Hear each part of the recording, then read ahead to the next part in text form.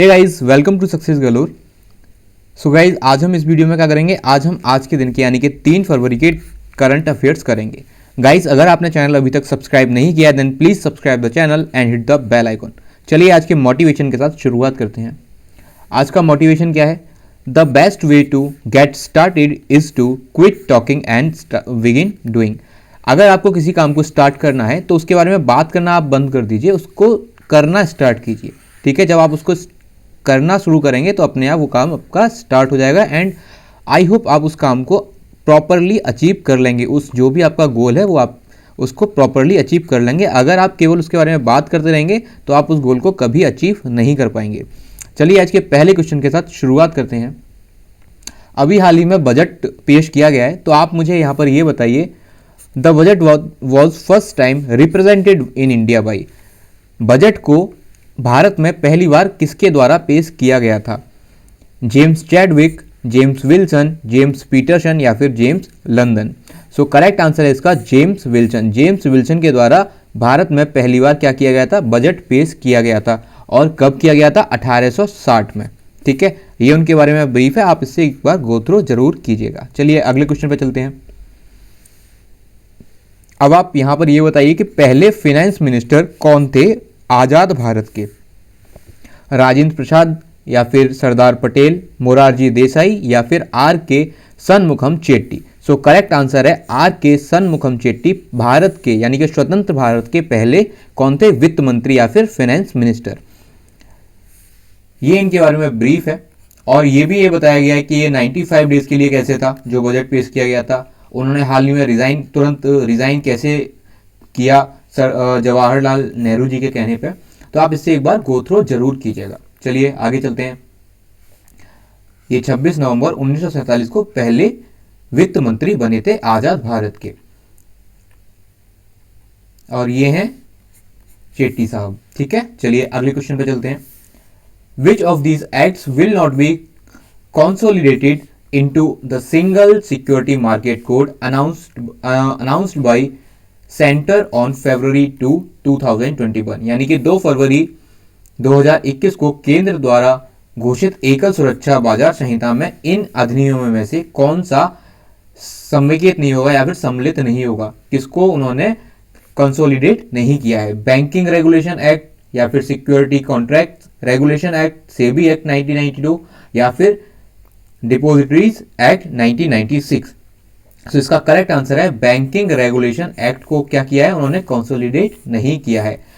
ये तीनों act consolidate किए गए हैं। इसके साथ साथ एक और एक्ट है जो इन्होंने क्या किया है? कंसोलिडेट किया है, वो है गवर्नमेंट सिक्योरिटी एक्ट 2007। ठीक है, इस एक्ट को उन्होंने सम्मिलित नहीं किया है। ये उसके बारे में ब्रीफ है, ये पीआईबी इंडिया का ट्वीट है, आप इसे एक बार देखिए जरूर। चलिए आगे चलते हैं। ये देखिए यहाँ पर दिया हुआ है, ये सेबी एक्ट को किया हुआ है, इस एक्ट को किया हुआ है, सिक्योरिटी कॉन्ट्रैक्ट एक्ट को किया हुआ है और गवर्नमेंट सिक्योरिटीज 2007 को इसमें कंसोलिडेट किया गया है। चलिए अगले क्वेश्चन पे चलते हैं। World wetland day is observed on 1 फरवरी, 2 फरवरी, 3 फरवरी या फिर 4 फरवरी। विश्व आर्द्र भूमि दिवस, ये इतना महत्वपूर्ण क्यों है ये भी मैं बताऊंगा, लेकिन वो मनाया कब गया इसको पहले आप बताइए। तो उसका करेक्ट आंसर है ऑप्शन नंबर बी, 2 फरवरी को मनाया गया था और ये हर साल मनाया जाता है। ठीक है, अब अगर वेटलैंड्स की बात कर रहा हूं यानी कि आर्द्र भूमि की बात कर रहा हूं, यानी कि वो मोस्ट ऑफ द टाइम क्या होती हैं? पानी में डूबी हुई होती हैं। ठीक है, और वो इतनी इंपॉर्टेंट क्यों है ये देखिए आप। वेटलैंड कहते किसे हैं? जो या तो मोस्ट ऑफ द टाइम किससे रहती हैं? वाटर से कवर रहती हैं। और इसको कंजर्व करने के लिए एक कन्वेंशन की गई थी, रामसर कन्वेंशन। ठीक है, और इस कन्वेंशन का नाम रामसर क्यों पड़ा? क्योंकि रामसर एक शहर है ईरान में, वहां ये कन्वेंशन हुई थी, तो उसी के नाम पे रामसर कन्वेंशन इसका नाम पड़ा। अब आपको यहाँ पर क्या आंसर देना है? आपको आंसर देना है कि भारत में कितनी रामसर साइट्स हैं। भारत में कितनी रामसर साइट्स हैं, आपको इसका answer in the comment section देना है। ठीक है, और थीम क्या है? थीम है वेटलैंड्स एंड वाटर। चलिए आगे चलते हैं। ये यूनाइटेड नेशंस इन इंडिया का ट्वीट है और ये यूएन एनवायरनमेंट प्रोग्राम का ट्वीट है। ठीक है। अब इसके साथ साथ अगर मैं आपको बोलूं भारत की सबसे बड़ी वेटलैंड कौन सी है, तो वो है सुंदरवन वेटलैंड, ठीक है, वो भारत की सबसे बड़ी वेटलैंड है। चलिए आगे चलते हैं। अगला क्वेश्चन है, विच स्टेट और union territory is celebrating the diamond jubilee year of the states liberation from Portuguese rule. Portuguese rule से जब उनका देश उनका राज्य आज़ाद हुआ था, तो कौन सा राज्य डायमंड जुबली सेलिब्रेशन मना रहा है, कौन सा राज्य या फिर यूनियन टेरिटरी यानी कि केंद्र शासित प्रदेश? गोवा, कोची, दादरा एंड नगर हवेली या फिर पुडुचेरी? सो करेक्ट आंसर है इसका गोवा। गोवा क्या कर रहा है? Goa diamond jubilee year celebrate कर रहा है, ठीक है। गोवा जो गोवा है उसके करीब 451 साल वो किसके अंडर था? पुर्तगीज रूल के। उसके बाद अब आप मुझे बताइए किस ईयर में कि गोवा को पुर्तगीज रूल से आज़ादी दिलाई थी भारत की सेना ने? आप आंसर कीजिए इसको कमेंट सेक्शन में। अगर हम गोवा की बात करें तो गोवा के जो गवर्नर हैं वो है भगत सिंह कोश्यारी जी, और गोवा के जो चीफ मिनिस्टर हैं वो है प्रमोद सावंत, और गोवा की कैपिटल क्या है? गोवा की कैपिटल है पणजी, ठीक है। 60 ईयर्स हो गए हैं इसकी आज़ादी को, ठीक है। और इस आज़ादी के मतलब 60 साल होने के उपलक्ष्य में जो सीतारमन जी हैं उन्होंने 300 करोड़ क्या दिया है गवर्नमेंट को, गवर्नमेंट ने क्या दिया है गोवा गवर्नमेंट को सेलिब्रेशन के लिए, ठीक है। चलिए आगे चलते हैं। ये देखिए यहाँ पर दिया हुआ भी है, आप देख सकते हैं 1961 में इनकी आज़ादी मिली थी 14 साल बाद। किसकी आज़ादी के? भारत की आज़ादी के 14 साल बाद गोवा को आज़ादी मिली थी। चलिए आगे चलते हैं। हाल ही में जो उदय स्कीम है वो न्यूज़ में है। अब उदय में ए का क्या मतलब है, ठीक है। अगर आप उदय की फुल फॉर्म जानते नहीं है तो मैं आपको बता देता हूँ, उज्ज्वल डिस्कॉम एश्योरेंस योजना। तो आपको पता चल गया होगा ए का क्या मतलब है। ए का मतलब है एश्योरेंस, ठीक है। चलिए आगे चलते हैं। ये मिनिस्ट्री ऑफ पावर की साइट का एक पिक है, ठीक है। ये देखिए उज्ज्वल डिस्कॉम एश्योरेंस योजना, ये उज्ज्वल योजना है। इसको लॉन्च कब किया था? 5 नवंबर 2014 को केंद्र सरकार ने इसको लॉन्च किया था, ठीक है। इससे क्या होता? ये जो 24 घंटे हमको इलेक्ट्रिसिटी मिल पाए, सबसे बड़ा रोल इसमें इसका होता। लेकिन ये इतना न्यूज़ में क्यों है? क्योंकि जो अभी बजट जो पेश किया था निर्मला सीतारमण जी ने, उसमें हम लोगों को ये लग रहा था, मोस्ट ऑफ द पीपल को ये लग रहा था कि वो इससे रिलेटेड कुछ ना कुछ पैकेज देंगी, ठीक है। तो उन्होंने अभी क्या किया है, केवल एक बोल दिया कि 3 लाख करोड़ के देने के बारे में हम सोच रहे हैं, जिससे कि जो स्टेट है और जो डिस्कॉम यहाँ पे ख़राब हो गए हैं उनको रिप्लेस किया जाए, ठीक है। तो ये बहुत इंपॉर्टेंट है। अगर ये हो जाएगा तो आपको 24 आवर्स इलेक्ट्रिसिटी मिल सकती है और भी काफ़ी सारे चेंजेस इसके अंदर हो सकते हैं। चलिए आगे चलते हैं।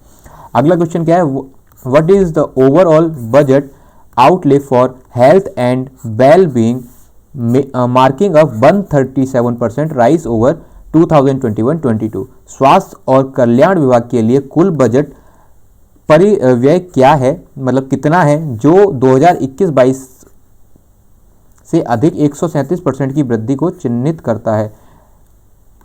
ये 2021-22 नहीं होगा, ये प्रीवियस ईयर का हो गया, यानी कि 2020-21 का होगा ये, ठीक है।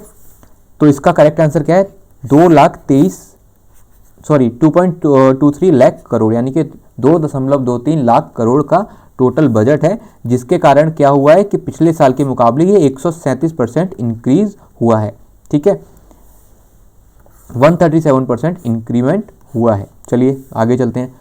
ये है टोटल एग्जैक्ट फिगर। चलिए, where did Nirmala Sitharaman propose to set up a new central university? Nirmala Sitharaman ji ने जो न्यू सेंट्रल यूनिवर्सिटी है वो निम्नलिखित में से कहाँ पर खोलने का प्रस्ताव दिया है, ठीक है। लेह, श्रीनगर, दमन या फिर पोर्ट ब्लेयर? सो करेक्ट आंसर है इसका लेह। लेह में न्यू सेंट्रल यूनिवर्सिटी खोली जाएगी, ऐसा सीतारमण जी ने बोला है। ये द हिंदू का आर्टिकल है और ये देखिए न्यू सेंट्रल यूनिवर्सिटी लेह में खोली जाएगी। चलिए आगे चलते हैं। Recently 15th finance commission is in news. हाल ही में 15वां जो वित्त आयोग है वो खबरों में है। अब आपको बताना है कि जो वो द फाइनेंस कमीशन है उसको कौन गठित करता है? Ministry of finance, president, prime minister या फिर आरबीआई? सो इसका करेक्ट आंसर है प्रेसिडेंट। प्रेसिडेंट उसका गठन करते हैं। अगर हम मिनिस्ट्री ऑफ फाइनेंस की बात करें तो निर्मला सीतारमण यहाँ की मिनिस्टर हैं। प्रेसिडेंट हमारे कौन है? श्री रामनाथ कोविंद जी। प्राइम मिनिस्टर है नरेंद्र मोदी जी। और रिजर्व बैंक की अगर हम बात करें तो आरबीआई की स्थापना हुई थी 1935 में, ठीक है, कोलकाता में इसकी स्थापना हुई थी। इसके हेडक्वार्टर कहाँ पर है? मुंबई में। और जो इसके चेयरमैन हैं वो कौन है? वो है शक्तिकांत दास। शक्तिकांत दास गवर्नर हैं किसके? आरबीआई के। चलिए आगे चलते हैं। ये इसके बारे में ब्रीफ है, आप इससे प्लीज गो थ्रू कीजिएगा। ये आर्टिकल 280 है, जिसके अंतर्गत जो भारतीय संविधान है उसका आर्टिकल 280 है, उसके अंतर्गत क्या करते हैं? प्रेसिडेंट इसको गठित करते हैं, ठीक है। और ये 15वां फाइनेंस कमीशन है, जिसको लोकसभा में किसने पेश किया था? निर्मला सीतारमण जी ने। चलिए, recently who has been appointed as NASA's acting chief of staff? Bhavya Lal, Abhijit Banerjee, Kaushik Basu या फिर Raj Shetty? So correct answer है इसका भाव्या लाल। भाव्या लाल को अभी क्या बनाया गया है? नासा का एक्टिंग चीफ ऑफ स्टाफ बनाया गया है, ठीक है। चीफ ऑफ स्टाफ बनाया गया है भाव्या लाल को। अगर हम नासा की बात कर रहे हैं तो नासा की फुल फॉर्म क्या है पहले आप ये बताइए? तो इसकी फुल फॉर्म है national aeronautics and space administration, ठीक है। नासा की फुल फॉर्म है। अगर नासा की फुल फॉर्म है तो नासा का हेडक्वार्टर कहाँ है? इसका हेडक्वार्टर है वॉशिंगटन डीसी, ठीक है। और नासा का हेडक्वार्टर वॉशिंगटन डीसी है और इसकी स्थापना हुई थी 1958 में, ठीक है। अब अगर हम नासा की बात करें तो क्यों ना हम इसरो की बात कर लें, अपने देश की एजेंसी की भी बात कर लें। तो इसरो की जो स्थापना हुई थी वो 1969 में हुई थी, 1969 में हुई थी, ठीक है। और जो इसका हेडक्वार्टर है वो है बेंगलुरु में। और के सिवान इसके कौन है? चेयरमैन। और इसरो की फुल फॉर्म क्या है? Indian space research organisation. अगर के सिवान इसरो के चेयरमैन है तो आप मुझे बताइए नासा के एडमिनिस्ट्रेटर कौन है? तो नासा के जो एडमिनिस्ट्रेटर हैं वो हैं स्टीव जुरजिक, ठीक है। चलिए आगे चलते हैं। ये हैं भाव्या लाल जी, जिनको अपॉइंट किया गया है acting chief of staff of NASA. ये टाइम्स ऑफ इंडिया ने कवर किया है, इसके बारे में एक ब्रीफ है, आप इससे गो थ्रू कीजिए। चलिए आगे चलते हैं। According to budget 2021, how many mega textile parks will be set up in India? 4, 5, 6, 7। Budget 2021 के अनुसार भारत में कितने मेगा टेक्सटाइल पार्क स्थापित किए जाएंगे? सो करेक्ट आंसर है इसका 7। अगर टेक्सटाइल पार्क की बात करें तो क्या आपको टेक्सटाइल मिनिस्टर पता है? टेक्सटाइल जो मिनिस्टर हैं वो कौन है? वो है स्मृति जुबिन ईरानी, ठीक है। अब ये टेक्सटाइल जो पार्क हैं, ये मिंट का आर्टिकल है, ये 7 किए जाएंगे, ठीक है। इसके बारे में ब्रीफ आप एक बार गो थ्रू जरूर कीजिएगा, ठीक है। चलिए आगे चलते हैं। हर घर पानी हर घर सफाई, ये जो मिशन है ये निम्नलिखित में से किस राज्य सरकार ने लॉन्च किया है? हिमाचल प्रदेश, पंजाब, हरियाणा या फिर दिल्ली? सो करेक्ट आंसर है इसका पंजाब। पंजाब के जो चीफ मिनिस्टर हैं कैप्टन अमरिंदर सिंह, उन्होंने इसको लॉन्च किया है। अगर पंजाब के chief minister captain Amarinder Singh है तो यहाँ के राज्यपाल कौन है? यहाँ के राज्यपाल हैं बीपी सिंह बदनौर। कैपिटल क्या है यहाँ की? चंडीगढ़। और चंडीगढ़ ही हरियाणा की कैपिटल है, ठीक है। इन दोनों की म्यूचुअल कैपिटल क्या है? चंडीगढ़। और हरियाणा के सीएम कौन है? मनोहर लाल खट्टर। और यहाँ के जो गवर्नर हैं वो हैं सत्यदेव नारायण आर्य। दिल्ली अरविंद केजरीवाल एंड अनिल बैजल। अगर हम हिमाचल प्रदेश की बात करें तो जयराम ठाकुर यहाँ के चीफ मिनिस्टर हैं और बंदारू दत्तात्रेय यहाँ के गवर्नर हैं और शिमला यहाँ की कैपिटल है। चलिए इस स्कीम के बारे में जान लेते हैं। ये है कैप्टन अमरिंदर सिंह।